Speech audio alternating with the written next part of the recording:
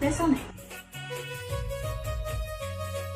પૂછો તમારે જે પૂછવું હોય. મારે તો ખાલી એટલું જ પૂછવું હોય, લગ્ન પછી ઘરે મહેમાન આવે અને હું ન હોય તો તમે શું કરો? તમે ન હોય તો હું મહેમાનને જમાડી દઉં. માની લ્યો કે આપણા ઘરમાં શાકભાજી જ ન હોય તો? તો હું પાડોશી પાસેથી શાકભાજી લઉં, જમવાનું બનાવું અને મહેમાનને જમાડી દઉં. માની લ્યો પાડોશી યારે આપણો ઝઘડો થઈ ગયો હોય અને આપણે એની યારે વ્યવહાર ન હોય તો? તો હું માર્કેટમાં જાઉં, શાકભાજી લઈ આવું, જમવાનું બનાવું અને મહેમાનને જમાડી દઉં.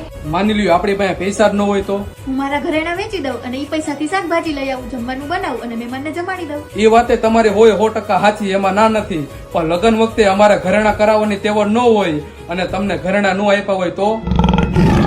તો હું તારી હારે લગ્ન જ શું કામ કરું? લુખ્ખા. તો હાલ નીકળ અહીંથી અને આજ પછી આમાં ડેલીએ દેખાતો નહીં.